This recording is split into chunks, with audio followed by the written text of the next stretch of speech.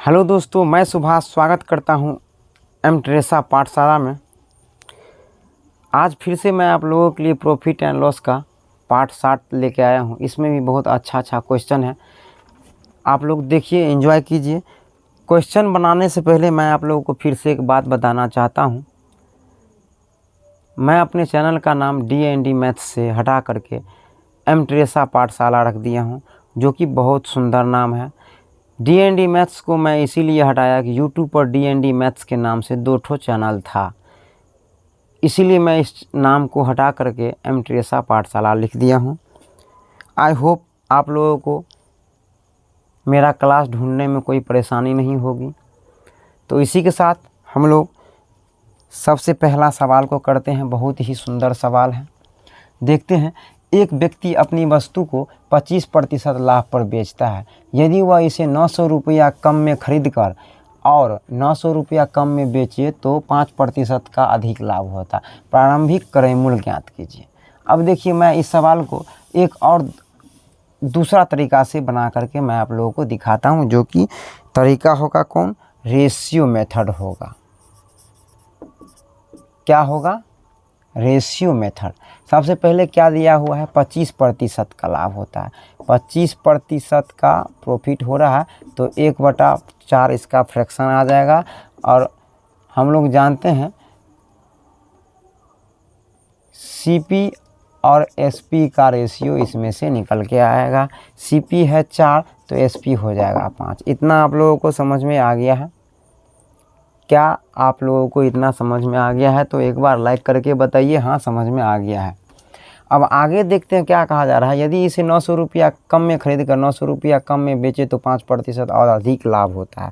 यानी कि पहले 25 हो रहा था तो 5% अधिक हो रहा है, तो 25 में 5 जोड़ देंगे तो 30% का लाभ होगा। 30% का फ्रैक्शन होता है 3/10। इतना आप लोगों को समझ में आ गया है। 30% का फ्रैक्शन 3/10 होता है। यहाँ प्रॉफिट वाली बातें चल रही है, तो 10 CP हो जाएगा और 10 3 13 जो है इसका SP हो जाएगा। यहाँ क्या कहा जा रहा है? CP में से 900 रुपया कम किया जाता है। चलिए, CP में से 900 रुपया कम कर दिए। SP में से भी 900 रुपया कम किया जाता है। SP में से भी 900 रुपया कम कर दिए। अब देखिए यहाँ पर ट्रिक क्या लगता है। यहाँ पर ट्रिक क्या लगता है मैं आप लोगों को बताता हूँ। ट्रिक जो लगता है, कोना कोनी ट्रिक लगता है। इसको इसके साथ गुना किया जाता है और इसको इसके साथ गुना किया जाता है। इसको इसके साथ गुना किया जाता है और इसको इसके साथ गुना किया जाता है। आप लोगों को समझ में आ गया मैं क्या कहना चाह रहा हूँ? अब देखिए, इसको गुना करते हैं इसके साथ, तो माइनस में कितना आ जाएगा? 9000 आ जाएगा। इतना आप लोगों को समझ में आ गया है। इसको इसके साथ गुना करते हैं तो 13 17 से आ रहा है। यानी 13 17 से तो आ रहा है, लेकिन एक ठो डबल यहाँ माइनस में आ रहा है। इतना आप लोगों को समझ में 11700 माइनस में हुआ, 9000 ये माइनस में हुआ। 13 चौका 52 ये हो गया। इतना आप लोगों को समझ में आ गया। और 10 पच्चे 50 ये हो गया। यहाँ देख लीजिए, इतना क्या आप लोगों को समझ में आ गया है? अब देखिए, इसको इसमें से घटाएंगे। -9000 से 0 तक आने में कितना हो जाएगा? ये माइनस माइनस है, दोनों घट जाएगा। 11700 में से 9000 घट जाएगा तो ये कितना आ जाएगा? 2700 आ जाएगा। और 50 और 52 में से घट जाएगा। 50 और 52 में से घट जाएगा तो ये कितना आ जाएगा? 2। अब यहाँ देखिए, इस दोनों को घटाए हैं 2700 आ गया, इस दोनों घटाए हैं 2 आ गया। तो यहाँ हमारा क्या हो गया? 2 के लिए हो गया 2700। क्या इतना आप लोगों को समझ में आ गया? 2 के लिए 2700 हो गया। तो 1 के लिए क्या आ जाएगा? 1 के लिए क्या आ जाएगा? 2 1 2, 3 दूनी 6, 3 5 15, 1350 आ रहा है। इतना आप लोगों को समझ में आ गया। तो यहाँ हमारा जो है क्या मांगा जा रहा है? प्रारंभिक क्रय मूल्य मांगा जा रहा है। तो प्रारंभिक क्रय मूल्य कितना है? 4 है। तो 4 के लिए क्या हो जाएगा? ये तो 0 हो गया। 5 का 20 ये हो ही गया। इतना आप लोग समझ रहे हैं। 5 का 20 हो गया, हाथ में रह गया 2, 4 तिया 12, 12 13 14 हो गया, हाथ में रह गया 1 और 4 1 5 यानी 5400 इसका प्रारंभिक क्रयमूल्य आ रहा है। आंसर 5400 डी नंबर ऑप्शन सही है। ये ट्रिक आप लोगों को समझ में आ गया। चलिए हम लोग अगला सवाल देखते हैं। हमारा अगला सवाल है, बहुत ही सुंदर सवाल है। इस सवाल को करके देखते हैं क्या आंसर आता है।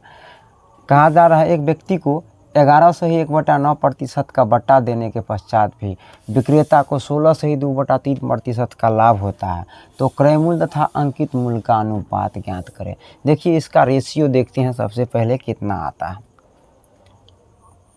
11 से ही 1/9% का फ्रैक्शन होता है 1/9। इतना आप लोगों को समझ में आ रहा है। ये क्या है? बट्टा है।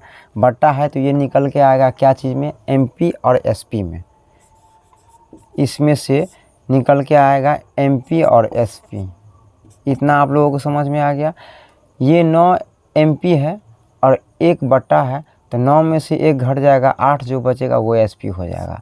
ये 9 MP है और 9 में से 1 घट जाएगा, 8 जो है SP है। अब चलिए आगे क्या कहा जा रहा है। 16 से ही 2/3% का लाभ होता है। अब देखिए वहाँ पर लाभ हो रहा है प्रॉफिट परसेंटेज। प्रॉफिट परसेंटेज हो रहा है 16 से ही, इसका फ्रैक्शन होता है 1/6। आप लोगों को सब पता है ये बात।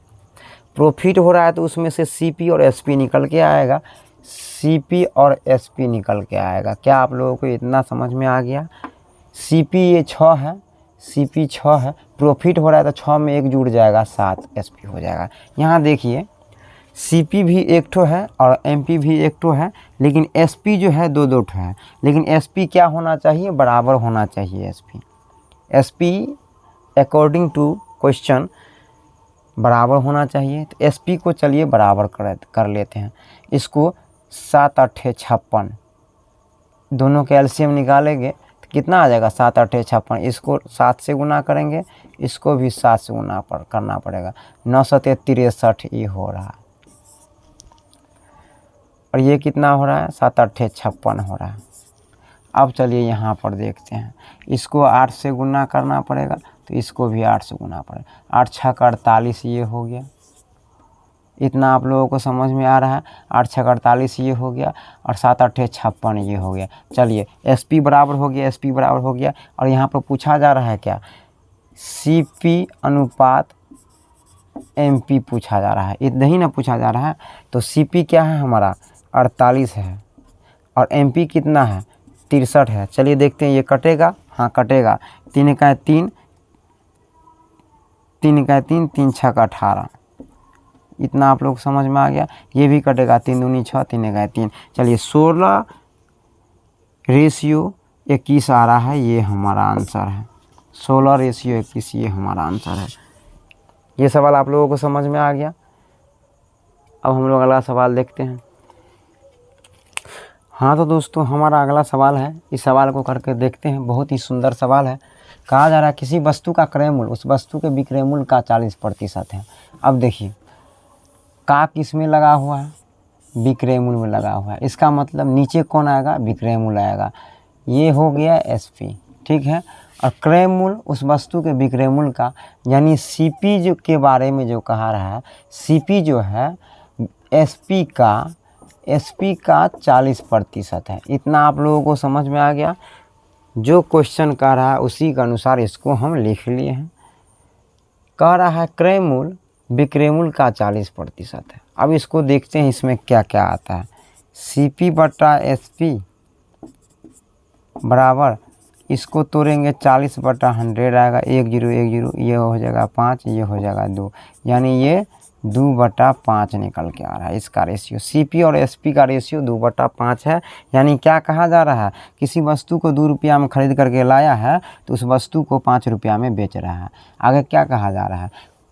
विक्रय मूल्य क्रय मूल्य का कितना प्रतिशत है? अब देखिए ये उल्टा हो गया। विक्रय मूल्य यानी SP जो है CP का कितना प्रतिशत है? इतना आप लोगों को समझ में आ रहा है। SP CP का कितना प्रतिशत है? SP चला जाएगा ऊपर, CP आ जाएगा नीचे और प्रतिशत निकालने के लिए 100 से गुना कर देंगे। इतना आप लोगों को समझ में आ गया है। 2 1 2 और 50 दूनी 100, ये कितना निकल के आ रहा है? 250%। ये तो समझ में आ गया आप लोगों को, बहुत ही सुंदर क्वेश्चन था। एक नंबर ऑप्शन। चलिए इसी से हम लोग अब अगला क्वेश्चन देखते हैं। हाँ तो दोस्तों आइए, हमारा अगला सवाल है और ये सवाल भी बहुत सुंदर सवाल है। इस सवाल को करते हैं, क्या आंसर आता है। कहा जा रहा है एक मशीन 10% लाभ पर बेचा गया, यदि 80 रुपया कम में बेचा जाता तो विक्रेता को 10% हानि होती, मशीन का क्रय मूल्य कितना है। देखिए मैं आप लोगों को पहले भी बता चुका हूँ, इस टाइप के सवाल में जो है सीपी को सबसे पहले 100 मान लेते हैं। हम लोग क्या करते हैं, सीपी बराबर 100 मान लेते हैं। क्या कहा जा रहा है, 10% लाभ पर बेचा जाता है, 100 का 10% हम लोग निकालेंगे तो 10 ही आएगा। इतना आप लोगों को समझ में आ गया। तो बेचने के बाद जो है 100 में 10 जोड़ देंगे तो 110 हो जाएगा। इतना आप लोगों को समझ में आ गया। क्या कहा जा रहा है, 80 रुपया कम में बेचा जाता तो 10% हानि होती। फिर 100 का जो है 10% हानि होती। 100 का 10% 10 होता है। 100 में से 10 घटा देंगे, कितना आ जाएगा, 90। इस दोनों का डिफरेंस कितना आ रहा है, 20। 20 के लिए सवाल में कितना दिया हुआ है डिफरेंस, 80 दिया हुआ है। इतना आप लोगों को समझ में आ गया। ये बहुत ही शॉर्ट ट्रिक है। 20 के लिए 80 है तो 1 के लिए कितना हो जाएगा, 4 हो जाएगा। हम लोग जानते हैं 1 के लिए 4 हो गया तो सीपी हम लोग कितना माने हुए हैं, 100 माने हुए हैं। तो 100 के लिए कितना हो जाएगा, 400 हो जाएगा। मशीन का क्रय मूल्य कितना है, क्रय मूल्य कितना है मांग रहा है, तो इतना रुपया हमारा आंसर हो जाएगा, 400 रुपया। ये सवाल भी बहुत सुंदर था। और अगला सवाल देखते हैं। हाँ तो दोस्तों आइए, हमारा अगला सवाल है, बहुत सुंदर सवाल है। इस सवाल को करते हैं, क्या आंसर आता है। कहा जा रहा है एक व्यक्ति कोई वस्तु खरीद कर इसे 5% लाभ पर बेच दिया, यदि वह इसे 5% कम में खरीदता तथा 1 रुपया कम में बेचता तो उसे 10% का लाभ होता, तो वस्तु का क्रय मूल्य कितना है। देखिए इससे पहले हम लोग एक ठो और सवाल बना चुके थे। इस टाइप के सवाल में सबसे पहले सीपी को हम लोग 100 मान लेते हैं और इसके बाद बनाते हैं। सीपी को हम लोग 100 मान लेते हैं। चलिए सीपी को 100 मान लिए। कहा जा रहा है 5% लाभ पर बेच दिया, 5% लाभ पर बेच दिया। 100 का 5% 5 होता है, यानी 105 हो जाएगा। ये कहा जा रहा है कि यदि वो इसे 5% कम में खरीदता, 1 रुपया कम में बेचता तो 10% का लाभ होता। देखिए यहाँ पर 5%, 100 का 5% 5 होता है, यानी 95। सीपी हो गया 95, 5% कम में खरीद लिया। 1 रुपया कम में बेचता तो 10% का लाभ होता। अब देखिए ये 95 जो है वस्तु खरीद करके लाया है, तो सीपी इतना है, तो इतना पर यदि बेचेगा तो 10% का लाभ हो जाएगा। तो 95 का 10% हम लोग निकाल लेते हैं, क्या आता है। इतना आप लोगों को समझ में आ गया कैसे निकलेगा। 1 0 से 1 0 कट गया, 5 दूनी 10 और 19 पंचे 95। इतना समझ में आ गया। ये आ गया कितना, 19/2 आ गया। कितना आ जाएगा, 9 दूनी 18.5, इतना आ गया। यानी इस पर जो 10% वृद्धि हो रहा है, 10% वृद्धि जो हो रहा है, तो 95 का 10% कितना आ रहा है, 9.5। 95 में 9.5 जोड़ देंगे तो कितना आएगा, 104.5। इतना आप लोगों को समझ में आ गया। ये 1 रुपया का अंतर जो दिया हुआ है, इस दोनों का अंतर देख लेते हैं क्या आता है। इस दोनों का अंतर आ रहा है 0.5। ये 0.5 के लिए दिया हुआ 1, तो 1 के लिए क्या हो जाएगा, 1/0.5। हम लोग सीपी 100 माने हुए हैं, क्रय मूल्य मांग रहा है इसमें, तो 100 के लिए हो जाएगा 1/0.5 गुने 100। इतना आप लोगों को समझ में आ गया। ये दशमलव के ऊपर 1 0 लग जाएगा। 5 का 5, 5 दूनी 10, यानी इसका सीपी निकल के आ रहा है 200 आंसर। आप लोग देख लिए, इसका सीपी 200 निकल के आ गया और ये आंसर है। इसी तरह से हम लोग अगला सवाल कर लेते हैं। हाँ तो दोस्तों आइए, ये हमारा अगला और लास्ट सवाल है। ये सवाल भी बहुत सुंदर है। इस सवाल को करते हैं, क्या आंसर आता है। आइए देखते हैं। 50 kg दूध के साथ पानी की कितनी मात्रा मिलाया जाए कि मिश्रण को क्रय मूल्य पर बेचकर 10% लाभ प्राप्त किया जा सके। अब देखिए क्या है, 10% दिया हुआ है, 10%। 10% का फ्रैक्शन होता है 1/10। अब देखिए ये परसेंटेज दिया हुआ है, क्या चीज़ का परसेंटेज दिया हुआ, लाभ परसेंटेज दिया हुआ। अब लाभ परसेंटेज में से इसमें से आ जाएगा हमारा दूध कितना है टोटल 100 और मिलावट कितना कर रहे हैं वो, इसका फ्रैक्शन 1/10 आ रहा है।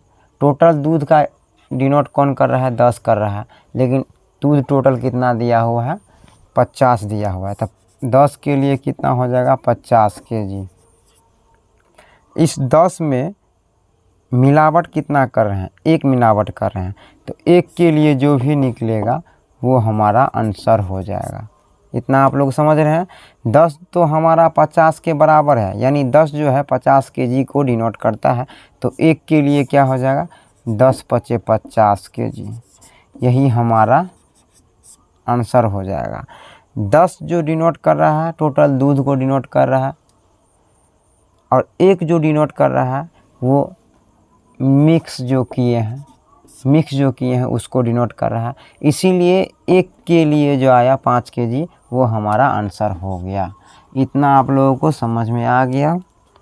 अच्छा लग रहा है तो प्लीज़ आप लोग चैनल को सब्सक्राइब कर दीजिए और बेल आइकन घंटे को दबा दीजिए। प्रॉफिट एंड लॉस का ये हमारा 7वां पार्ट है।